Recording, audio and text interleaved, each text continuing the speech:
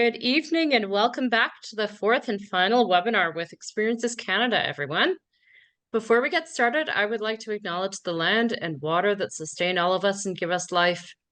We are all seated on ancestral lands, lands that have been cared for with wisdom and respect since time immemorial by the First Peoples, whose knowledge has been suppressed, denied, overwritten, and erased through colonization. Some of these lands have been made part of legally binding treaties, while the rest is unceded indigenous territory. We acknowledge with gratitude the gifts of water, food, and medicines which these lands provide us with, and look to a future where Indigenous ways of relating to the land help us all reconcile our own relationships with it, as Clayton spoke with us about last night.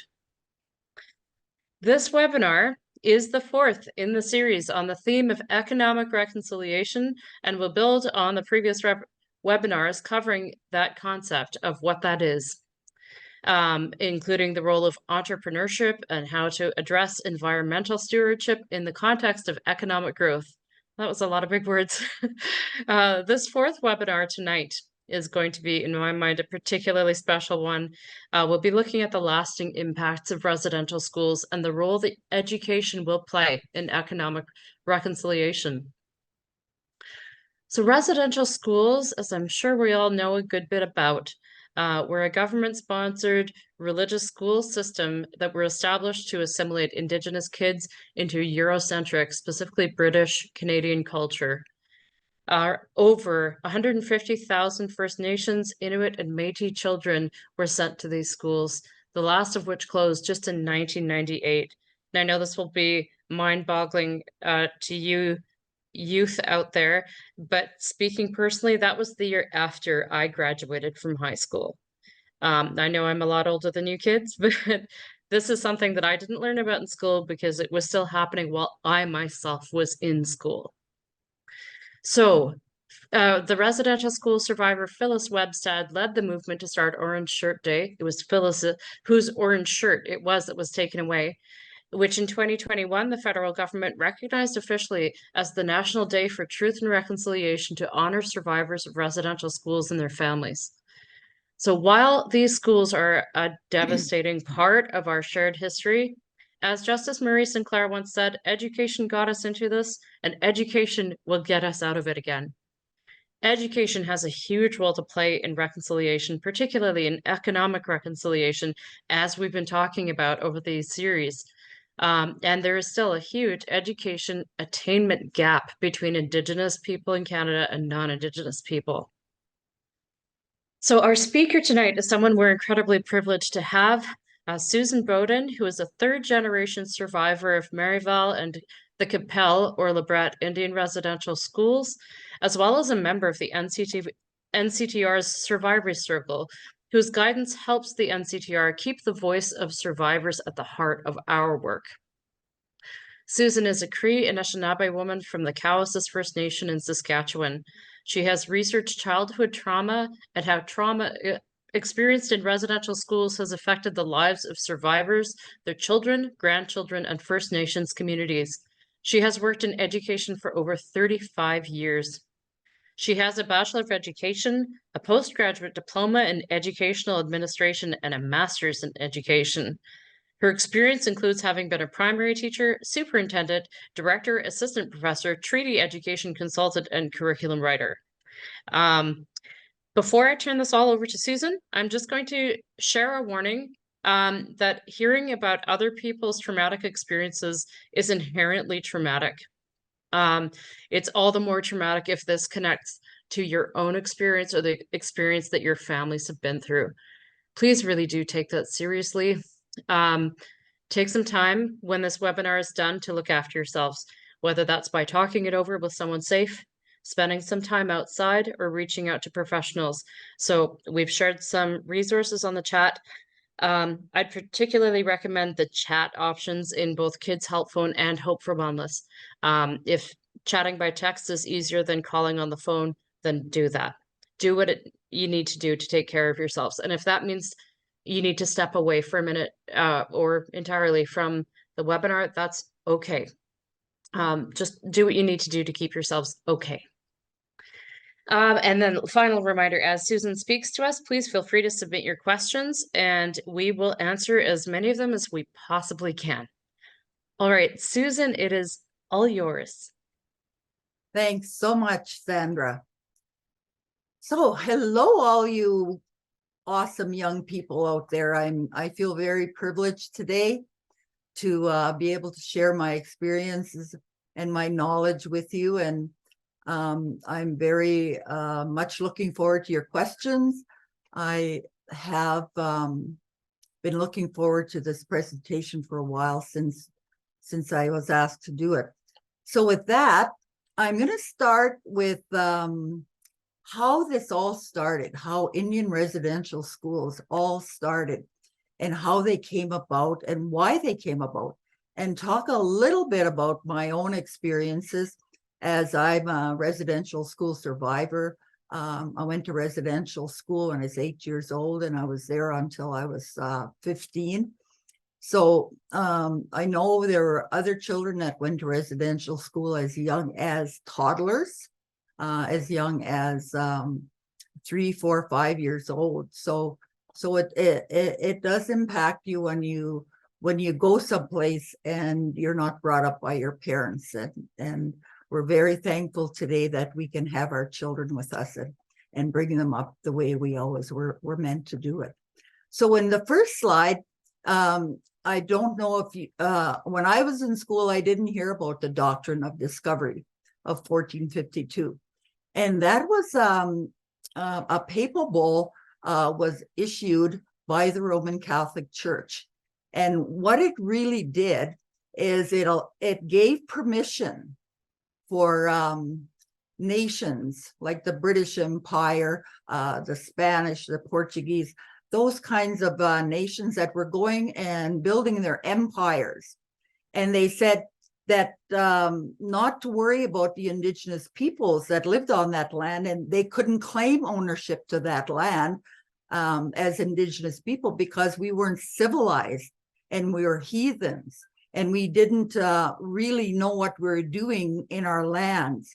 And so with the doctrine of terra nullius, it legally deemed Indigenous lands to be unoccupied and inhabited. So it was used to justify the right to take over and control Indigenous lands throughout the 16th to the 20th centuries. And we're still living under it as Indigenous people today in Canada. So what the Canadian government does, it establishes laws and enforces them over Indigenous people. And the authority to do that goes right back to this doctrine of discovery. Without this doctrine, colonial nation states have no claim or authority to maintain this rule.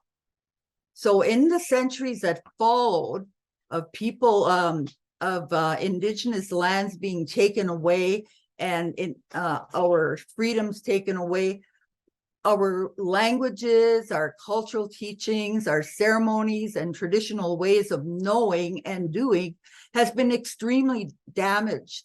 And we're trying to play catch up today. This is the Queen that in Treaty 4, the treaty area that I live in, the Cree, the Nakota, and the Anishinaabe people made Treaty 4 with the monarch. It was these treaties that were very important. And how did we come to have treaties in Canada? Well, King George III issued a royal proclamation of 1763, which recognized the sovereignty of First Nations people.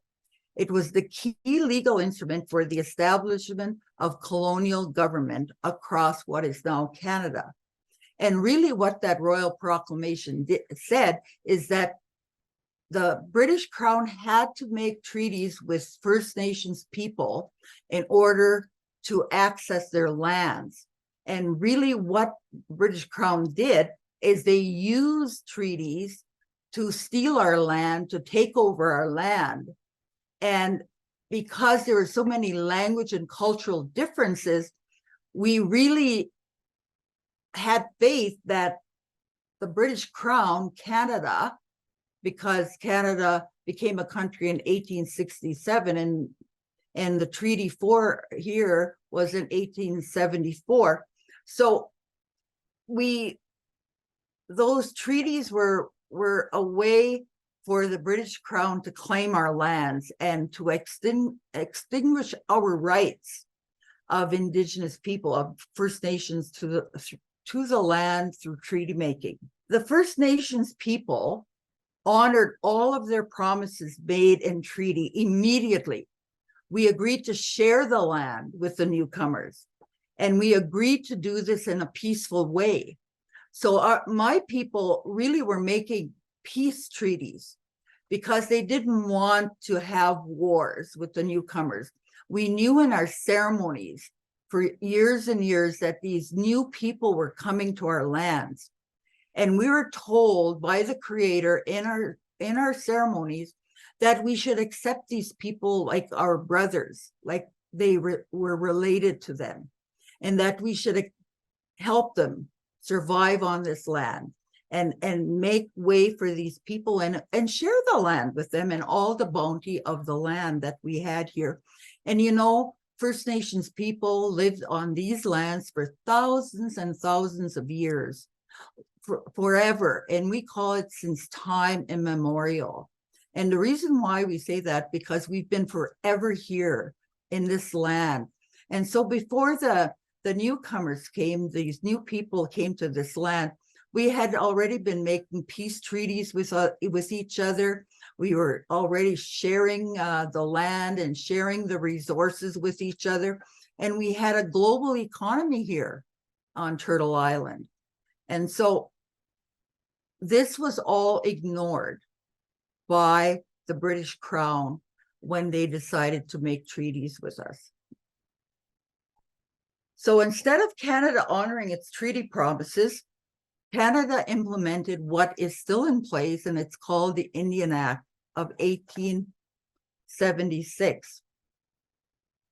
In our treaties, my ancestors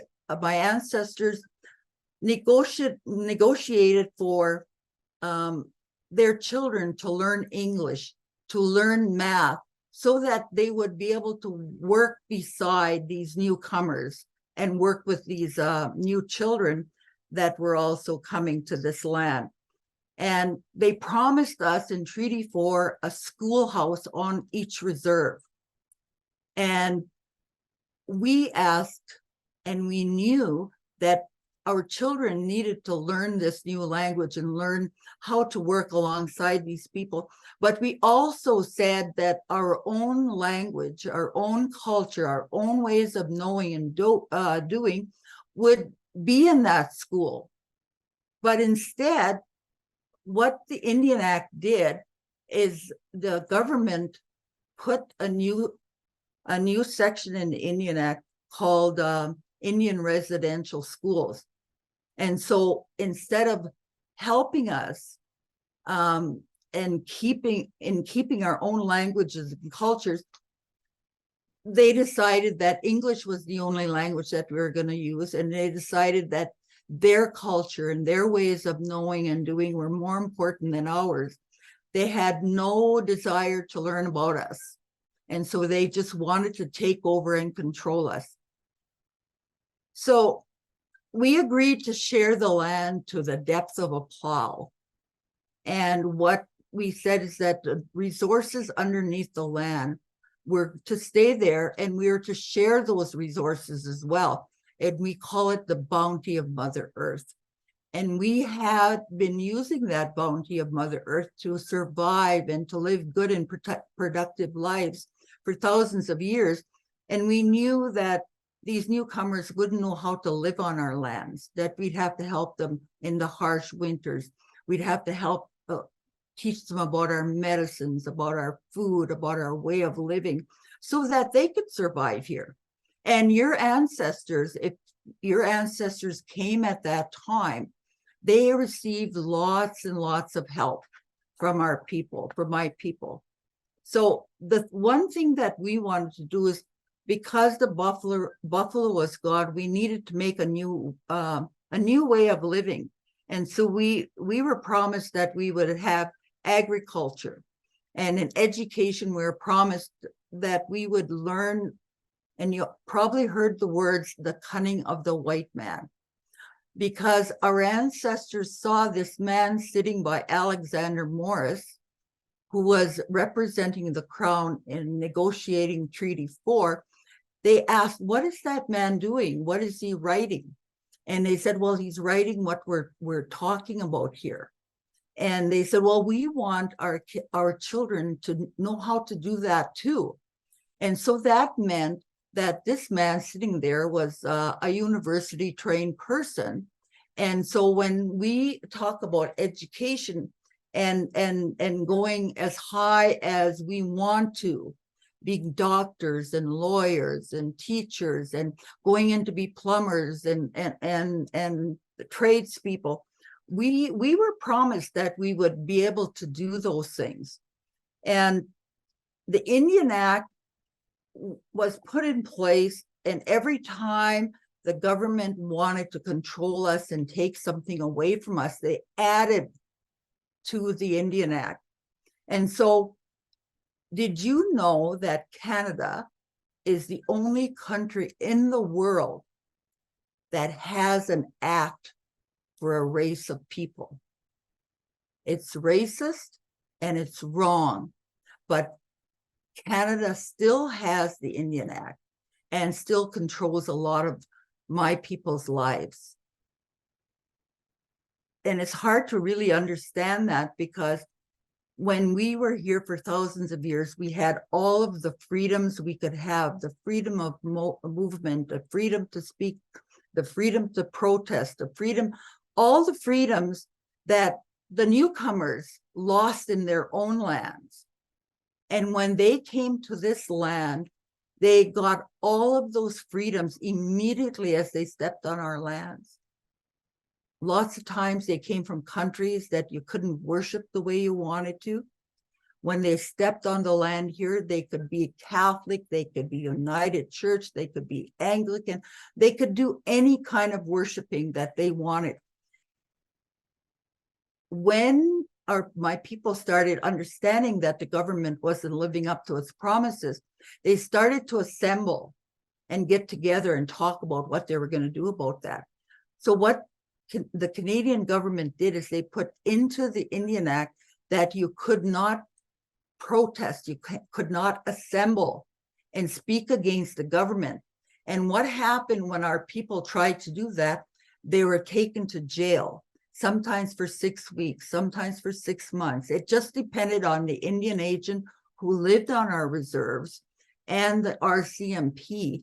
They worked hand in hand to control the people on what we now call reserves, tracts of lands. So when I talk about Sir John A. Macdonald, he was our first prime minister, and he is the one that wanted to take the lands, to make Canada from coast to coast to coast. And he needed his government to do that.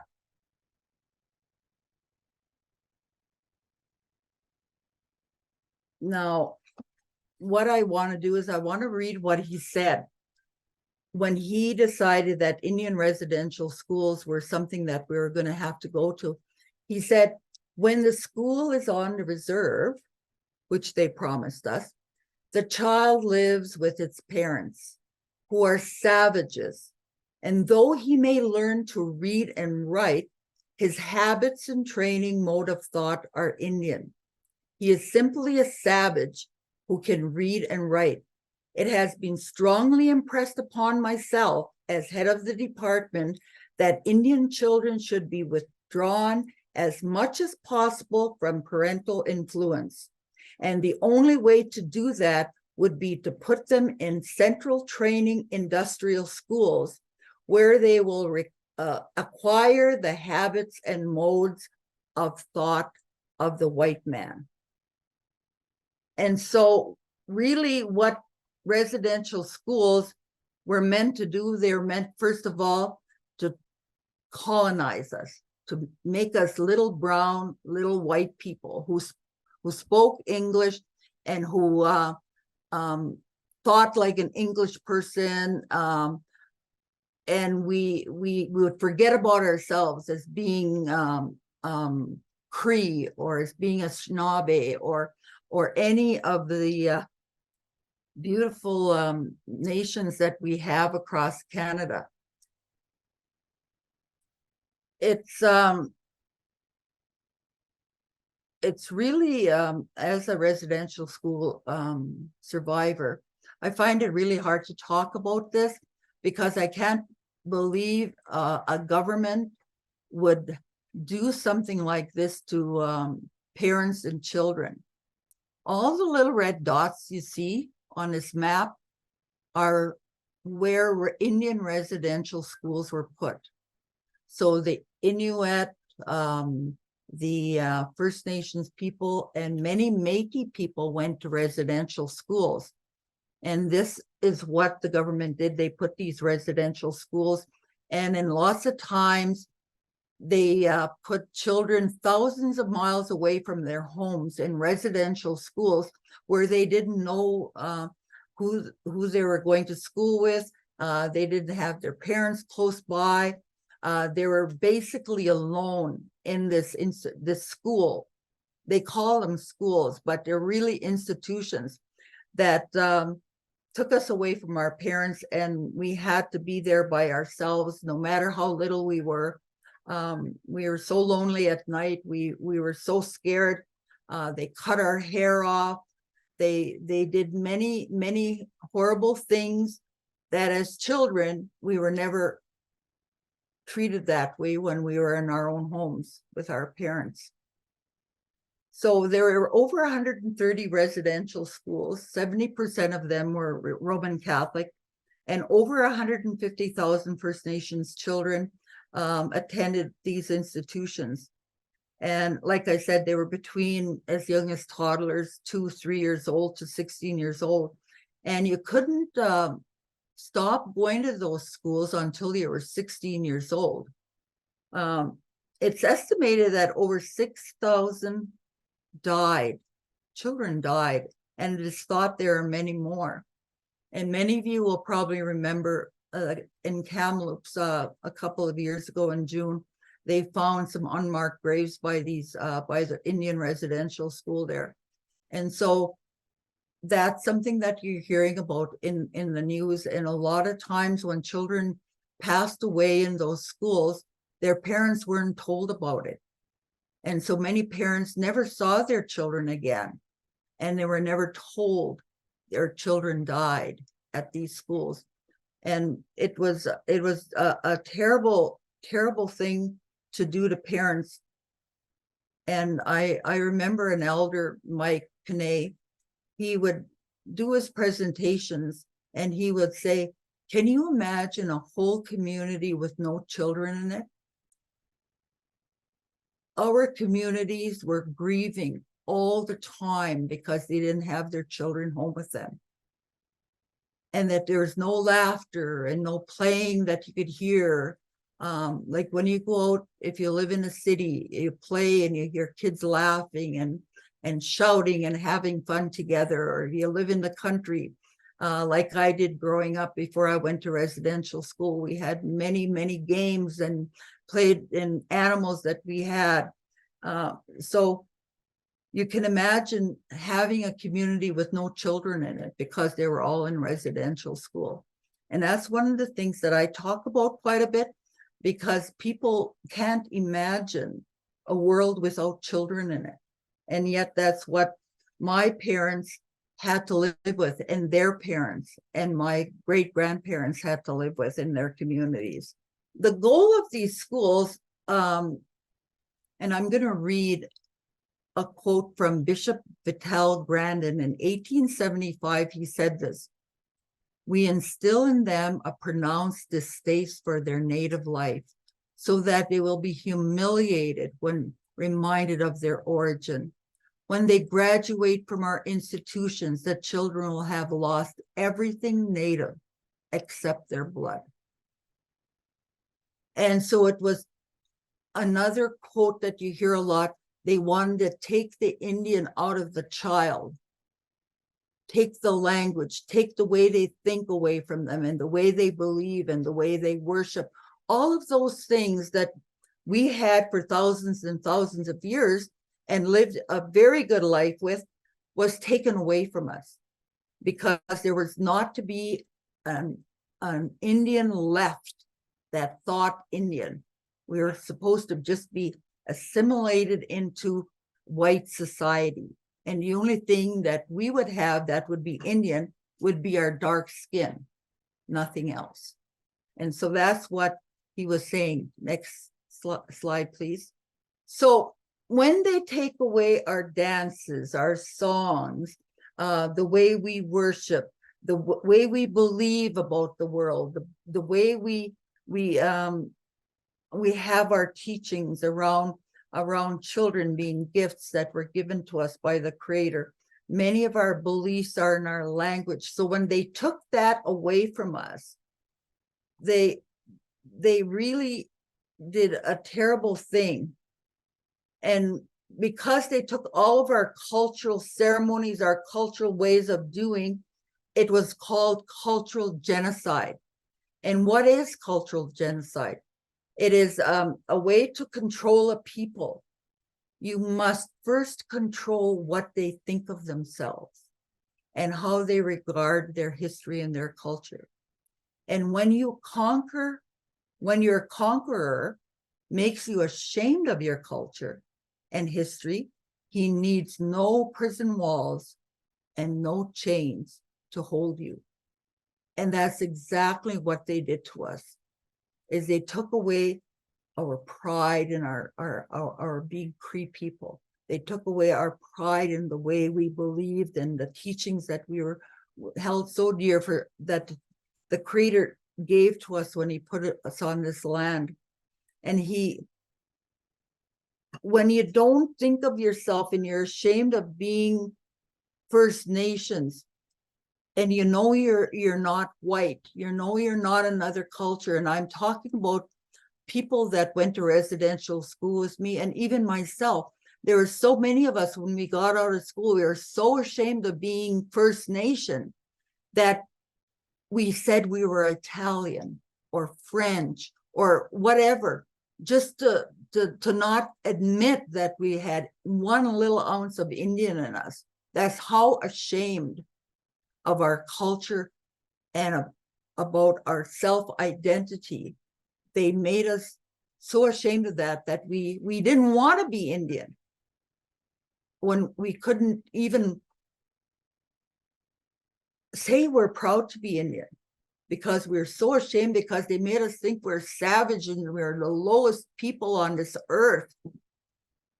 And when you grow up like that in an institution, and you're forever told you're stupid, you're just a savage, you're not good for anything, then of course when you're growing up and you leave that institution when you're 16 years old, you have no pride in your own identity as First Nations people. And this was what they wanted us to do, and they really succeeded in doing that. I'm going to talk about some of the abuses we experienced in these schools. It's I'm not going to go, and I have many stories. I wish I could spend more time with you tonight, but all I can say is that when they wanted to experiment on new medical, medical ways of doing things, new medicines, they would come to our schools and they'd use us as guinea pigs. They would give us these medicines, even though they didn't know they were bad for children. They were using us as what we use mice for today in labs, to experiment on us. There was a lot of physical abuse. There was a lot of spiritual abuse. They told us that our God, that we, in our pipe ceremonies, in our sweat lodges, in our big lodge ceremonies, they told us that was evil, and that if we did those things, we would go to hell. and that we would be awful people if we went back to our own spiritual beliefs that we held for thousands of years. Excuse me, I gotta have a drink. There was emotional abuse. There was mental abuse. There was sexual abuse. They starved us. The meals we had were not good for us. We weren't healthy little kids because we weren't given the food that we can give our children today to keep healthy, like good vegetables and good food. You know, a lot of times we're eating rotten food or lumpy old porridge that nobody would ever feed their children. And so we couldn't even find comfort in the food that we're eating. Healthcare, we never saw doctors. If somebody got sick, they wouldn't take us to the doctor in town, or they wouldn't bring a doctor. I don't remember in the years that I was in residential school ever seeing a doctor. We weren't taken to the doctor, and doctors didn't come to see us. The discipline was very, very harsh. If you spoke your language, you were punished. And they had many ways of punishing. And I'm not going to traumatize you by telling you what happened to us. All I can say is that they did things to little children that you cannot imagine, and you would never, ever do to your own children, or your parents would never, ever do to you. We had no one to speak up for us. We couldn't talk to our parents because our parents weren't allowed to come and see us. And when we went home for the few days a year that we went home, you know, our parents already knew what was going on, but they couldn't keep us out of residential school because the Indian agent, the priest, and the RCMP would all come to your house and take your children and take you to the school. And if you didn't want your children to go and you fought to have your children at home, your parents was put in jail. And it could be for any amount of time. It just depended if the Indian agent hated you or liked you.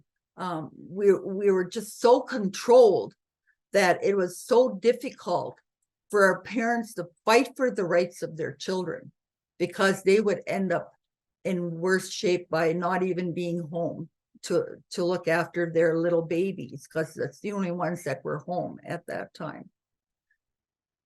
And there was a deliberate suppression of our languages and our cultures, and I talked about that.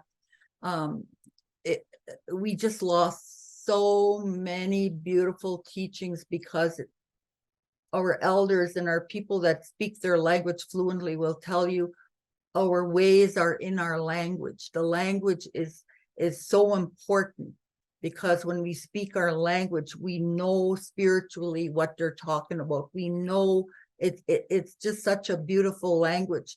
And they knew that if they took our language and culture away from us, we would be very, very weak. And after residential school, so you get out of residential school when you're 16 years old.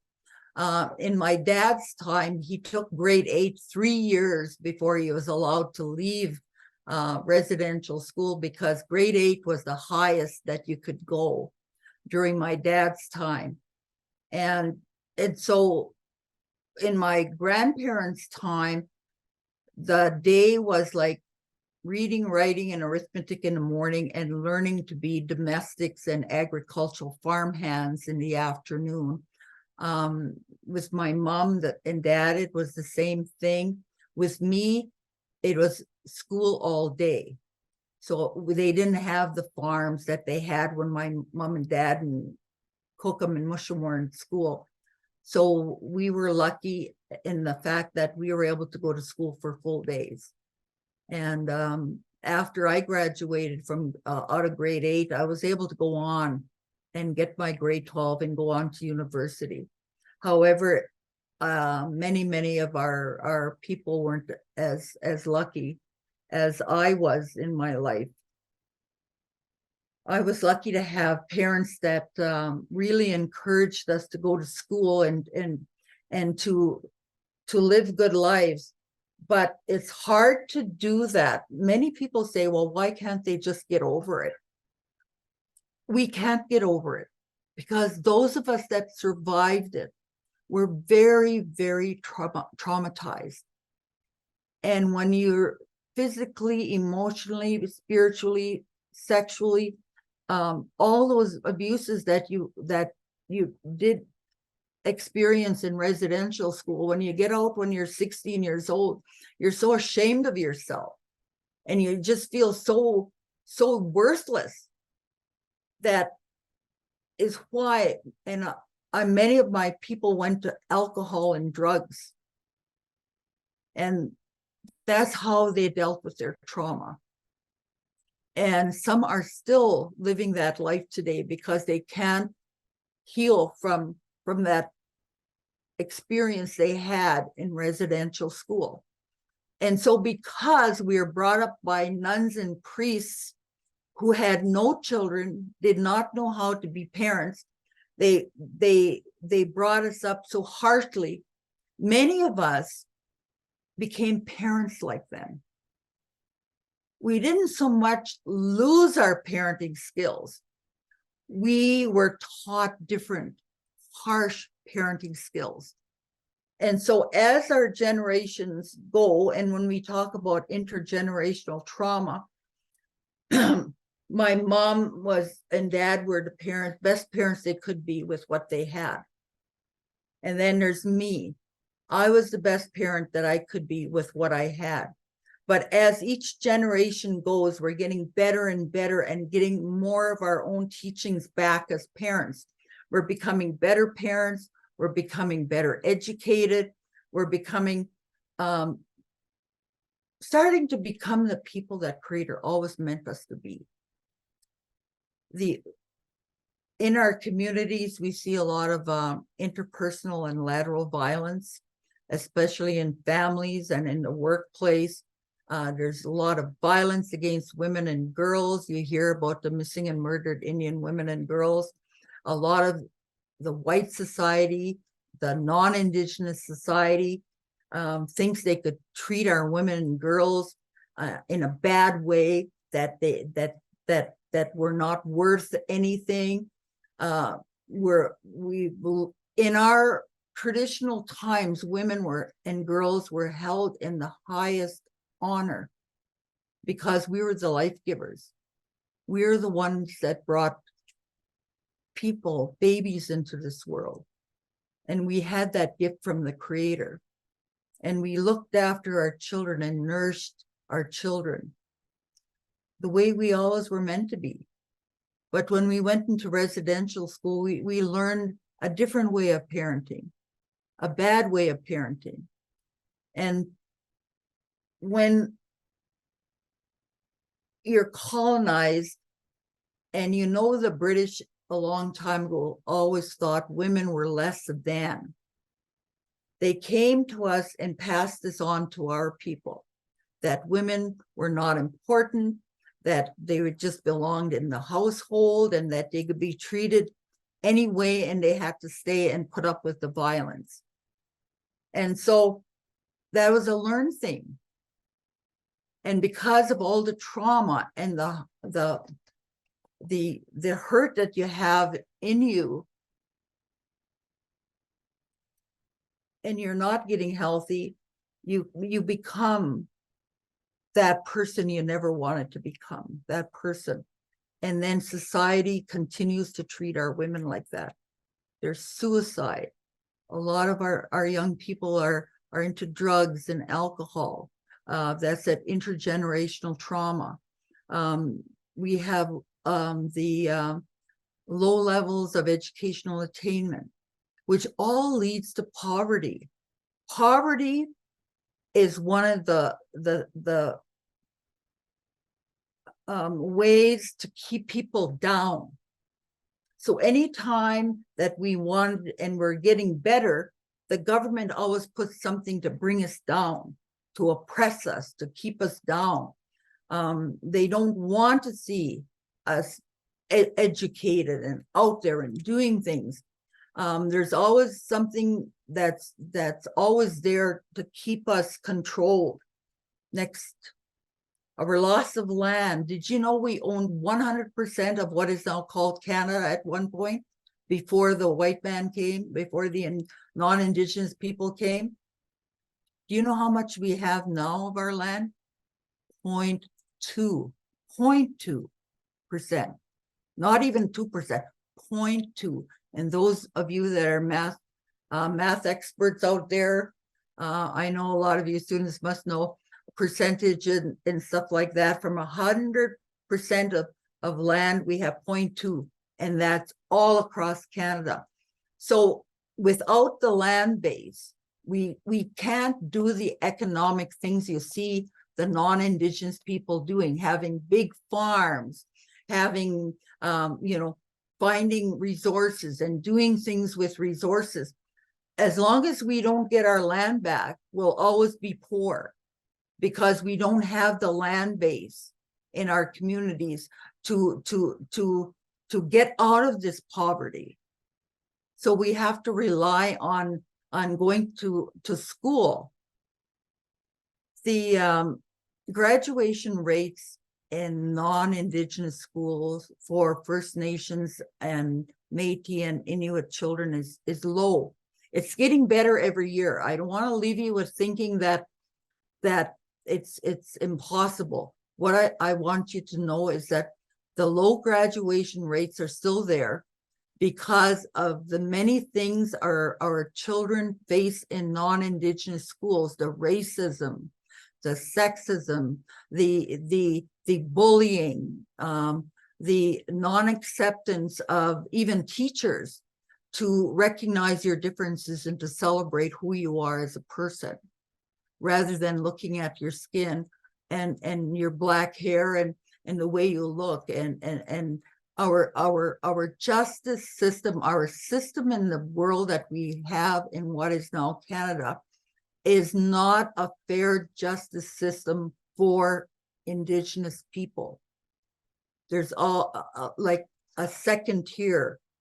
There's one for the non-Indigenous and there's one for the Indigenous. And we have many of our people in jails because of their lifestyle, and because of they just haven't made it to that healing point. We needed to get back to our cultural and teachings and our language, and we're doing that. We are doing that. We are trying very hard to go back to our original teachings. We're going back to our ceremonies. That was a big part of my healing journey, is getting my Indian name, which is Thunder Calling Around. And I was given the gift of voice with my name. And I'm using my voice now to speak about what happened to Indigenous people, and trying and fix that, and try and help people understand that there's so many reasons why you see the way Indigenous people are living, and the way we're trying our best to do the best we can with what we have. Next, please. So what we want to do then is heal. We want to heal because without healing, we can't go forward. So we're graduating, we're going to post-secondary. We have many young people now that are going to university and getting degrees. They're having going to trade school. They're becoming plumbers, electricians. They're opening up their own businesses. We have an Indigenous businesses all across the country that our young people are doing. And I'm just so proud of them because they had to overcome so many difficulties to reach that stage. And we're also learning how to stay away from things that are going to keep us down and are going to keep us poor. We're doing lots and lots of healing, you guys, and I'm so proud of my people, because with what happened to us in the past, it's a very hard thing to get where you're successful, you're not living in poverty, and your kids are getting an education, they're going back to their own teachings, they're proud of themselves as Indigenous people now. Next slide, please. So a lot of the Truth and Reconciliation is because a lot of non-Indigenous people don't want to hear or are in denial about what happened to Indigenous people. So they're trying to erase our history or ignoring it. They're making excuses, they're minimizing it or telling us to get over it. And there's this whole idea of white privilege. You're just so privileged, you can't see beyond your privilege what is happening in the world in this case, we're talking about Indigenous people. And that settler mentality, that they think they own the land and it's theirs, and that whole idea of ownership is so ingrained in our society that we, as Indian people, we wanted to share the land. But now our land is not even being shared with us. It's all taken away. And we're trying very hard to get back land so that we can become more productive and we could do more for each other. Pope Francis came to apologize. Some of you might remember he came here. And when he was here, he apologized for what the Roman Catholic Indian residential schools did to Indigenous children. And now survivors are speaking out and talking about that experience. But you know what, as a survivor, I was very disappointed in that apology because you know what, he said it in Italian. He didn't say it in English. How many Indigenous people do you think speak Italian? How sincere was that apology? And he didn't say the word genocide until he was on the plane back to Rome after his visit. He actually admitted that what they did, what the Catholic Church did, was genocide, to erase a whole people. Next slide, please. What is genocide? It's the deliberate killing or severe mistreatment of a large number of people from a particular national or ethnic group with the aim of destroying that nation or group. And that is what happened to First Nations people, especially because we were the ones that were put on reserves. We were the ones that are still controlled by the Indian Act.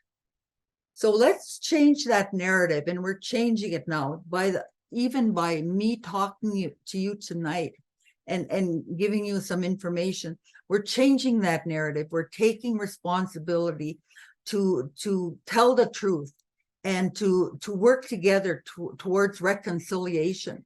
And that's the exciting part, I think, about my life right now, is this whole idea that all of us are responsible to hear truth, not to deny what happened, but say, yes, that happened, but we can go forward in a better way.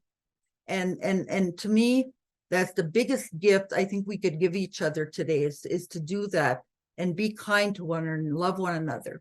Next slide, please. Cesar Chavez said this: you cannot uneducate the person who has learned to read.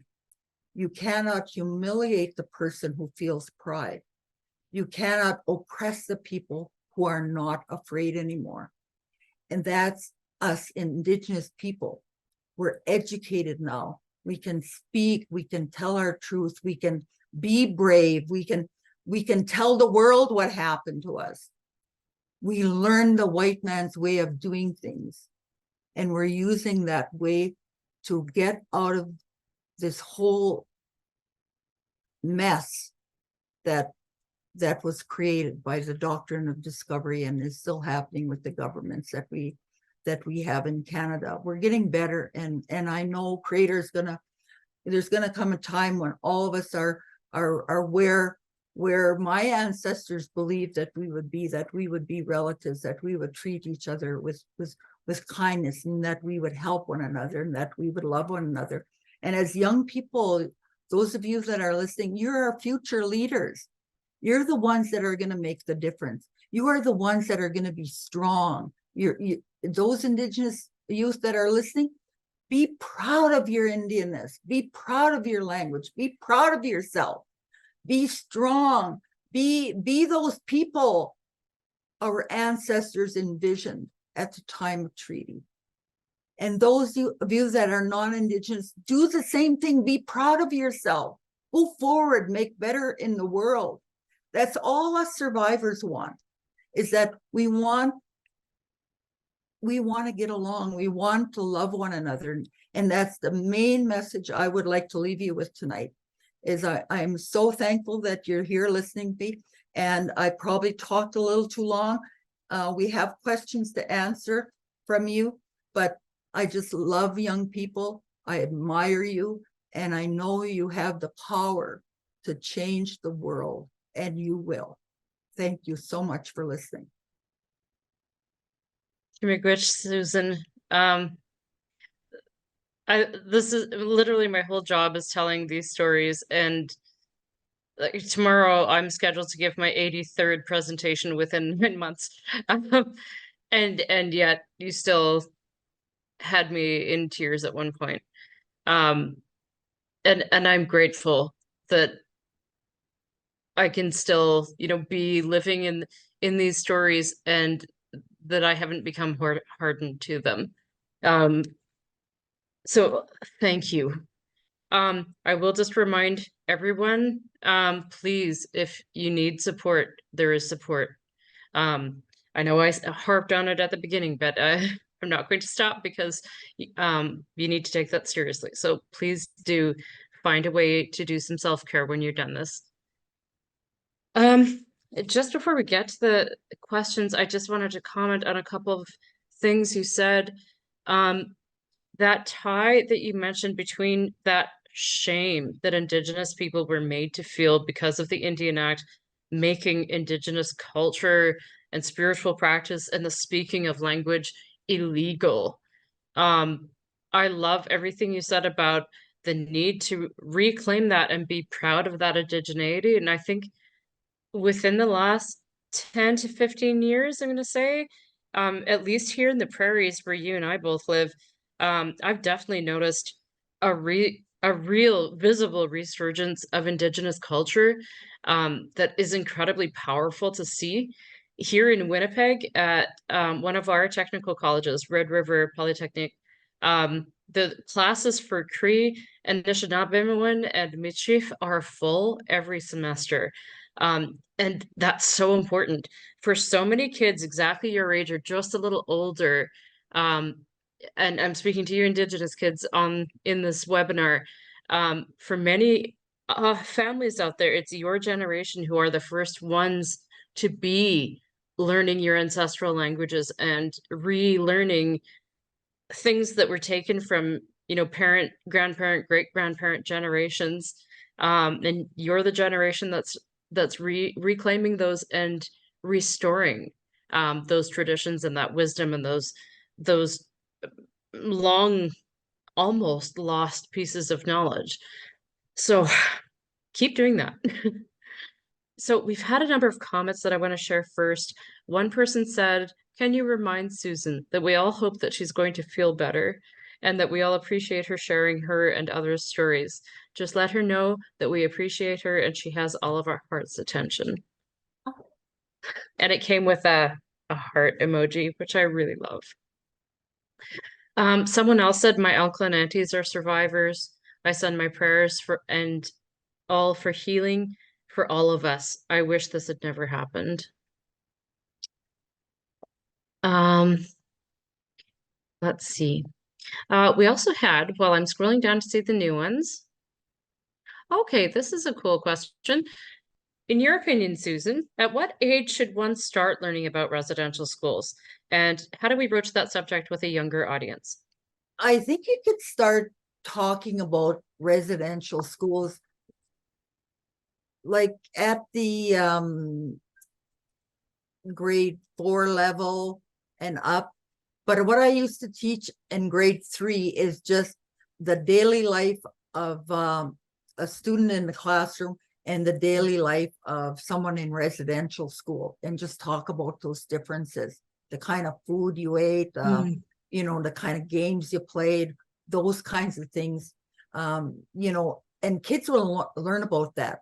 And also talking about the different cultural teachings. Do that. You could do that in any, you know, kindergarten all the way up to grade 12. You don't have to even talk about residential schools.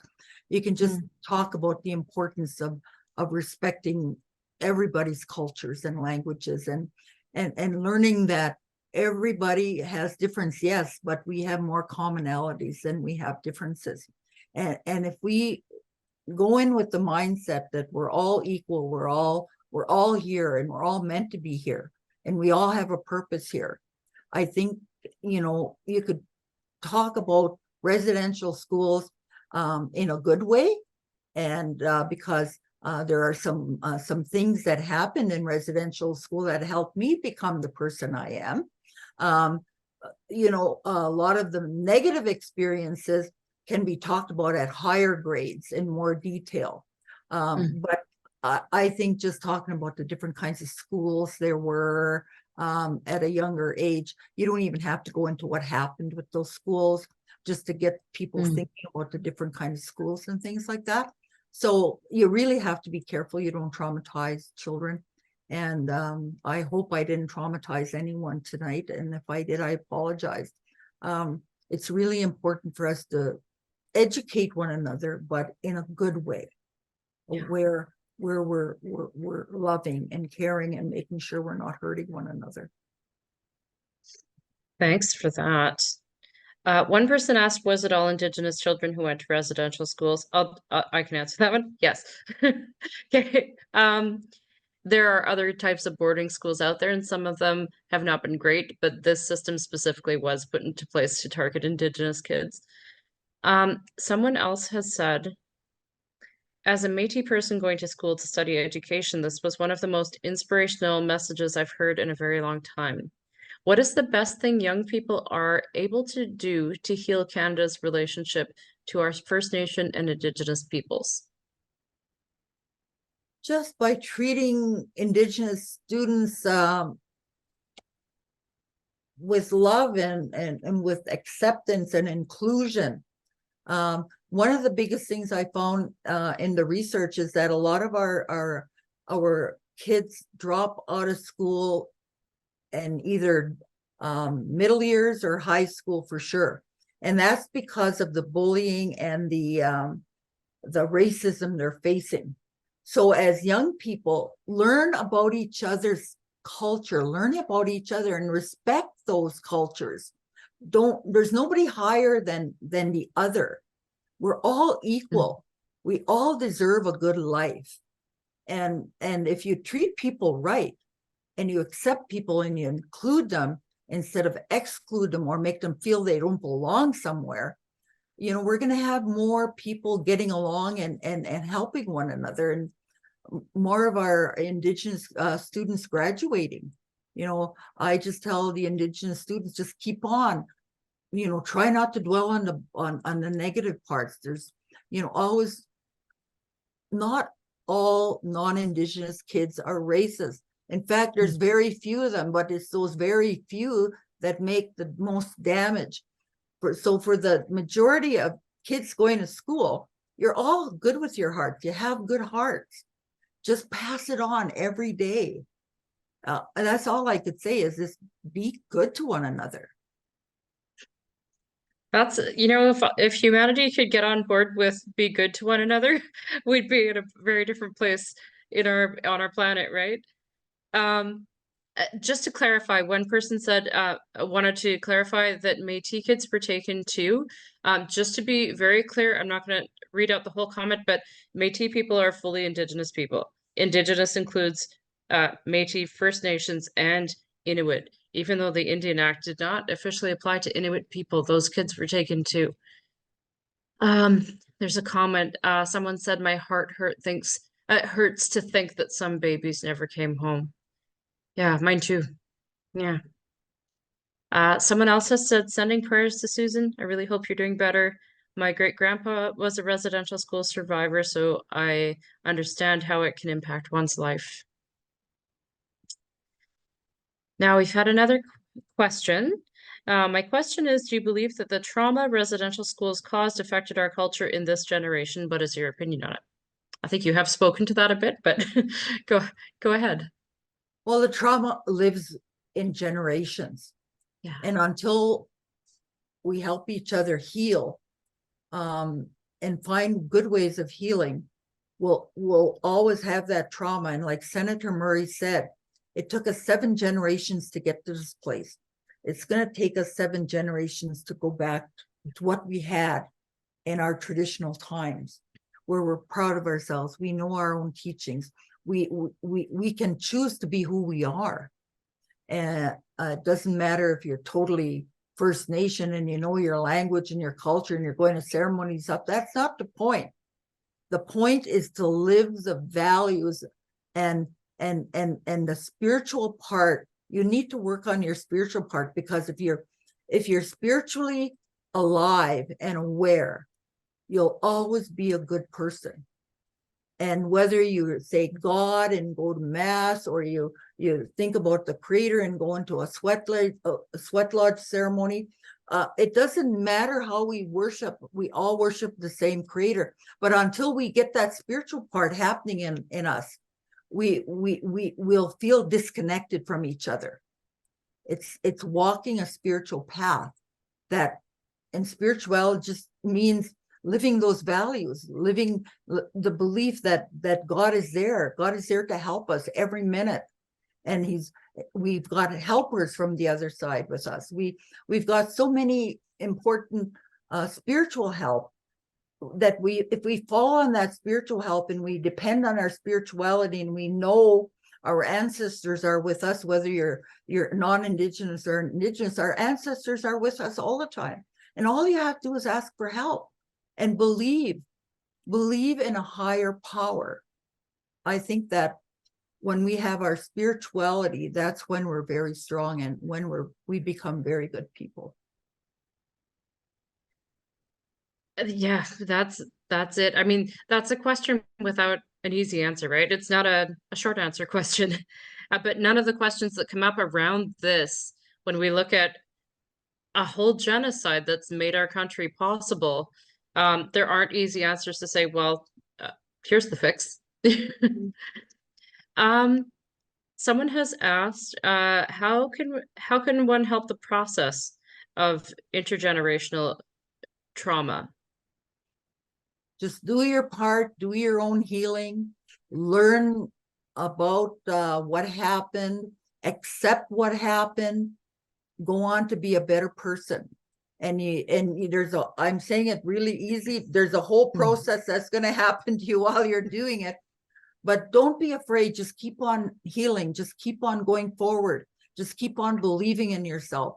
Just keep on knowing that Creator put you here for a purpose, and that you have to live that purpose. That's why you're here.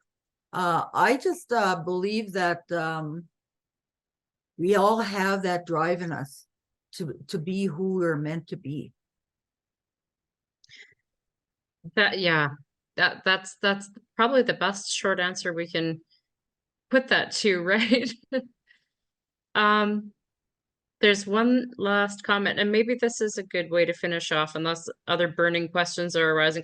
I know from the presentations I give myself, it can feel really overwhelming to hear all of this and then just come up with, really smart questions. So don't feel pressured to, oh wow, okay, that said, a really smart question just came in. So okay, I'm gonna put this last question to you and then end off with one comment. So the question is, how do you propose policymakers to aid residential school survivors and their families with PTSD and consequently alcoholism, especially in the criminal system? Good question.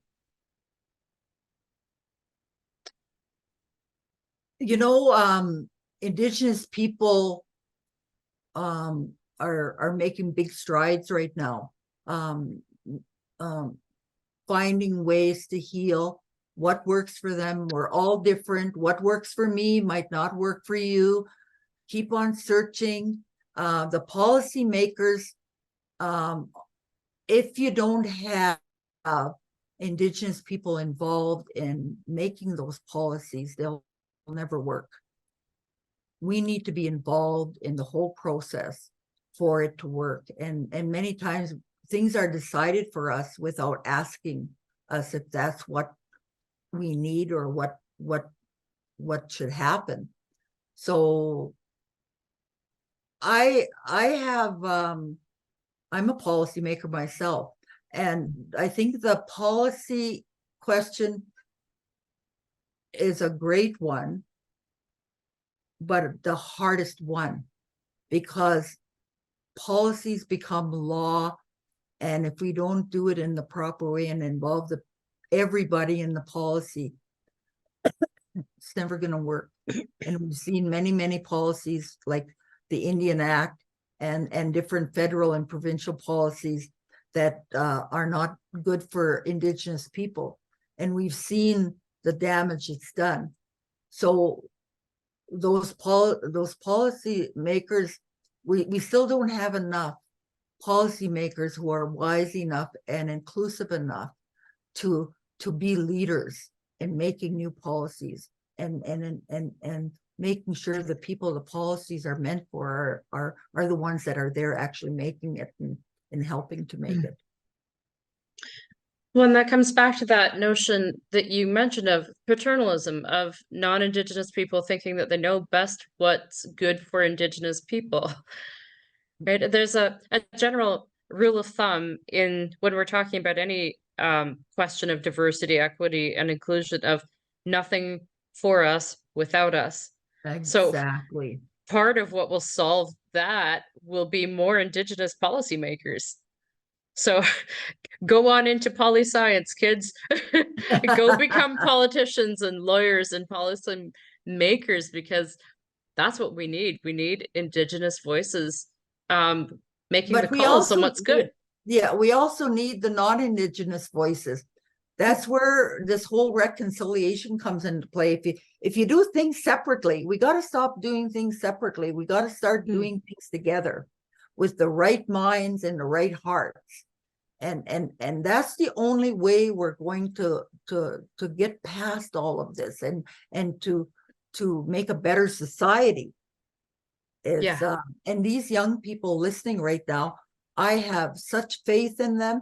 I have such excitement in my bones as a survivor, thinking of those non-Indigenous, Indigenous little people that are sitting in those seats or sitting wherever you are, that you're going to be the change makers. And to me, I am just so excited for the future.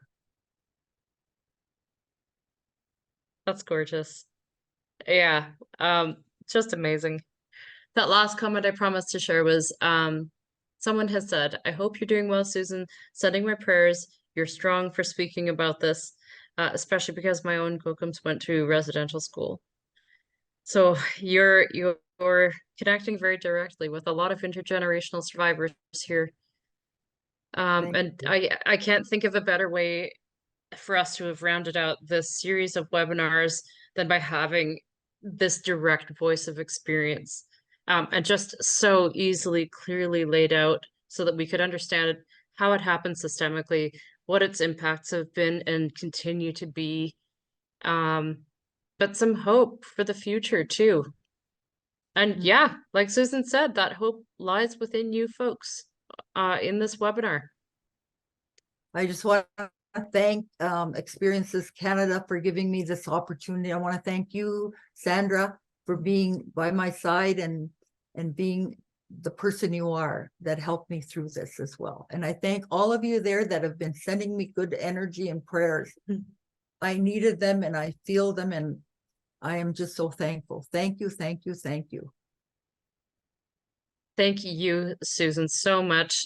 Miigwech Ikpasani, for the gift of your wisdom today. Now, yeah, oh, and there have been some thank yous in the chat too.